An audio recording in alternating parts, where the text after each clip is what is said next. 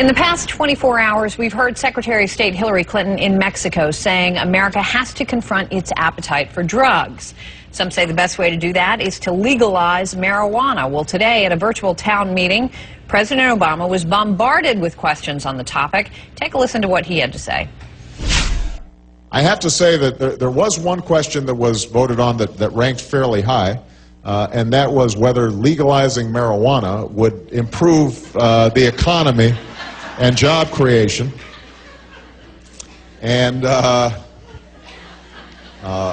don't know what this says about the online audience, but I just want, I don't want people to think that this was a fairly popular question. We want to make sure that it was answered. The answer is no, I don't think that is a good strategy to grow our economy. The president sidestepped the question a bit there, but the fact remains that America's drug habit shows no signs of slowing down. Tom Foreman is here with some numbers on that, which actually may surprise you. Tom? Hi, Campbell. You know, marijuana is the United States' illegal drug of choice, according to a study by the Department of Health and Human Services, which found 14 million Americans saying they used it in the past month, and the users start quite young. The Drug Enforcement Administration says about 17% of 8th graders have tried it, almost half of high school seniors. The percentage of people using pot is generally steady, but the potency of the marijuana itself is up. The DEA says pot grown in the 1970s, for example, was less than half as strong as what people smoke today.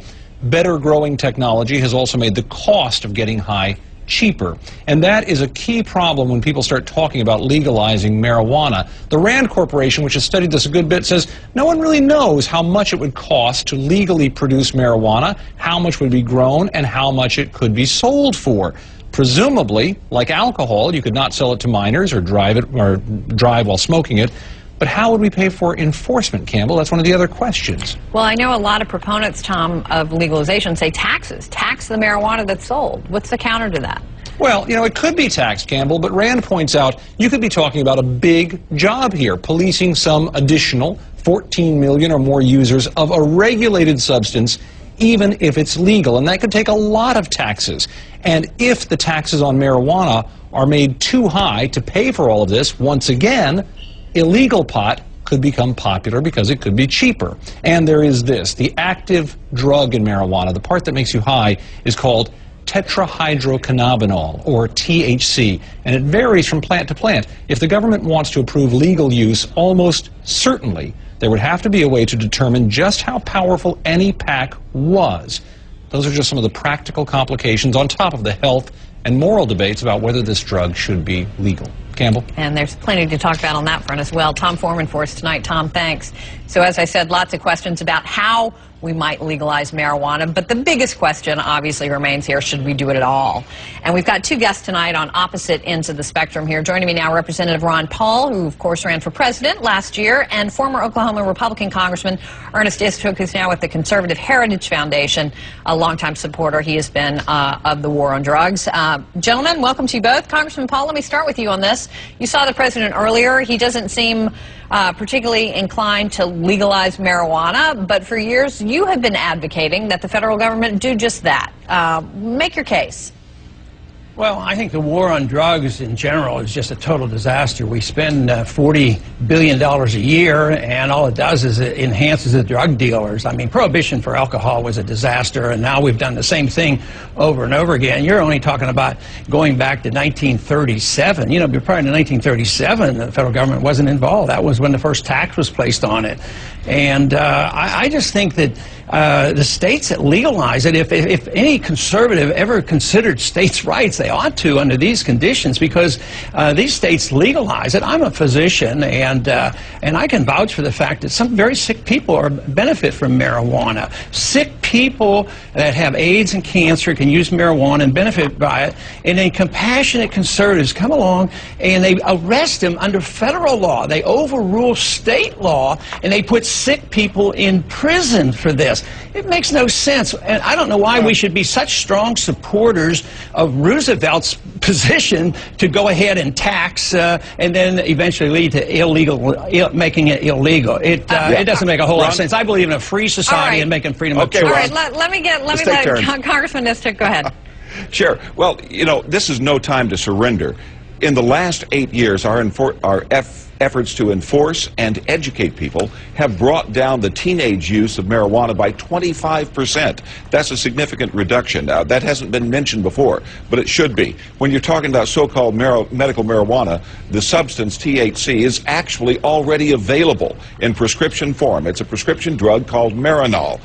It's used to treat the very things. There is no medication that is used by smoking. In fact, marijuana smoke has 4 times the tar of tobacco smoke.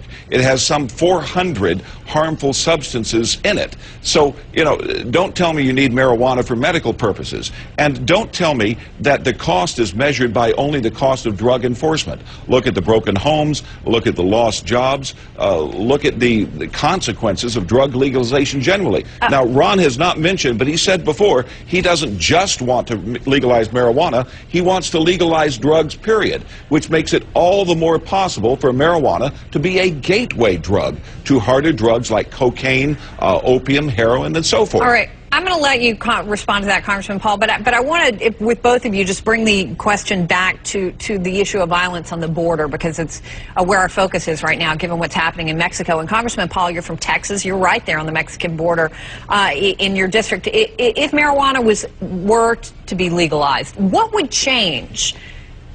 Well, the first thing is but I don't think just legalizing marijuana would do the trick. I think we have to have a different attitude.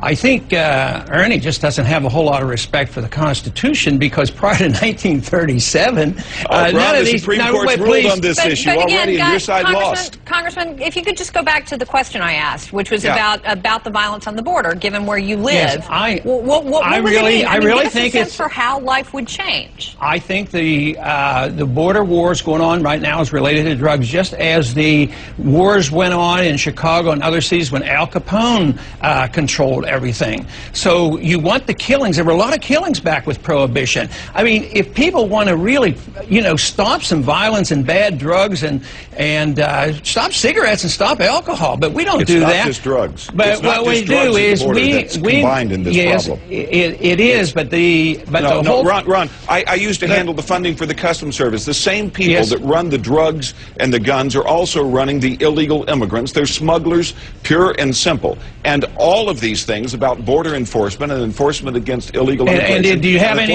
any of that? Drugs all go together. Did you have any of that before the war on drugs? No. How do you think the Taliban? How do you think the Taliban exists? Ron, let's not surrender. Let's not surrender and subject. Do we need new intoxicants in our society? Why do you surrender to the don't want to obey the Constitution? If you want regulations, the Supreme Court ruled 5 years ago that the federal law supersedes any state law on marijuana. Yeah, well, that is the case, but that's not the way the Constitution. Now, you know, I just don't think there's any benefit to just trying to talk over somebody. If somebody wants to ask me a question, I'll answer it, but I'm not going to try to fuss and outshout somebody. Ron, neither one of us hopefully should do that. No, let me just, because I want to get your take on this. One thing, Congressman Istook, you heard Tom Foreman a moment ago. Right. He sort of addressed this, and we have a separate issue here. The Bush administration, you know, basically they had a zero-tolerance policy on marijuana, including medical marijuana. They did raids, they did prosecutions, but the Obama administration has recently announced they're not going to do that, not follow that same policy. Where do you stand on this? Do you think that's a mistake? It's a huge mistake, because you're sending a mixed message. If you say, if Barack Obama wants to have it both ways, and he's not the only politician that does this, I respect Ron Paul's attitude that he clearly says he wants to legalize these drugs. At least he's giving a clear message. Barack Obama, on the one hand, says don't legalize it, but on the other hand, I'm not going to enforce the law. The Supreme Court ruled, it was in the Wright decision 4 or 5 years ago, that state medical marijuana laws are subject to the federal law that says you cannot have medical marijuana. So we've had a clear ruling, but now the whole waters are being muddied. It's the mixed messages that causes problems in trying to enforce the drug laws and lead to the violations that we're seeing. All right, gentlemen, I wish we had more time. I know there's so much to talk about on this front. I really appreciate both of you coming on. Congressman Paul, Congressman Istook, thank you for your time tonight.